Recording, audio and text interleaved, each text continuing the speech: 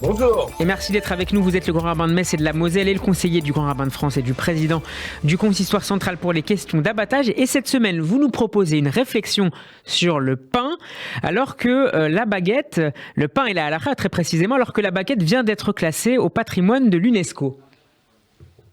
Oui, le pain, c'est quelque chose de particulier. Alors, nos sages nous posent la question, comment se fait-il que pour le pain, pour manger du pain, on a une bénédiction particulière à Motzi Lechem Minaretz, Dieu a fait sortir le pain de la terre, alors que ça devrait être un aliment comme tous les autres. Ouais. Comment se fait-il d'ailleurs aussi que le pain soit à la place de toutes nos festivités, le Shabbat, les jours de fête, lorsqu'il y a un mariage, on fait le motzi, et ça donne une importance à ce mariage. Donc, il y a une valeur particulière à ce pain dans la tradition juive. Alors, reprenons, tous les animaux trouvent, eux, leur nourriture de façon naturelle, comme ça, dans la nature.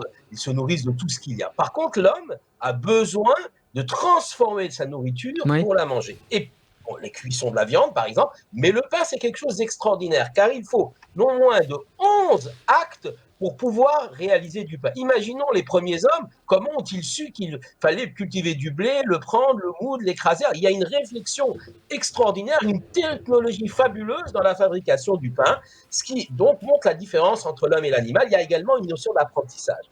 Alors, évidemment, ce pain revêt une symbolique par rapport également aux relations sociales. On revient aux animaux. Les Laquelle ? animaux, eux, non.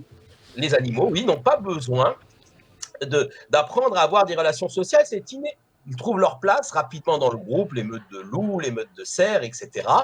Chez l'homme, c'est un long apprentissage. L'enfant grandit, il se développe et il apprend à avoir des liens avec ses contemporains, ce qui fait la grandeur de l'homme.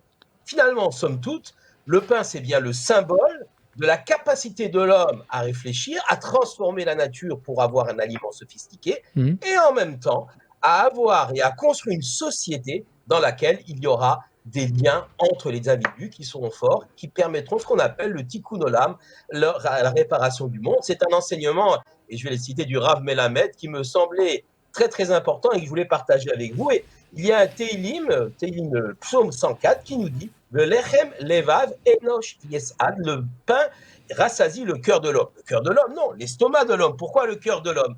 Eh bien justement, non seulement il rassasie l'estomac, mais aussi quelque part cette volonté de l'homme de grandir. Mais attention, on pourrait penser que ceci est formidable, mais on peut basculer dans l'orgueil. Voilà, l'homme est capable de fabriquer du pain, il est capable de construire des sociétés. C'est pourquoi les Chachamim, les sages ont dit, la bénédiction à Motzi Lechem Minaretz, c'est quand même l'Éternel qui fait sortir le pain de la terre, même si c'est vous qui l'avez fabriqué, les hommes. Sainte intelligence, c'est bien Dieu qui vous l'a fourni. Merci Alors, beaucoup. pour tous nos amis, Shabbat Shalom, et dégustons bien nos chalotes ce Shabbat. Shabbat Merci Shalom. beaucoup. Shabbat Shalom, monsieur le rabbin Bruno Fison, et à la semaine prochaine.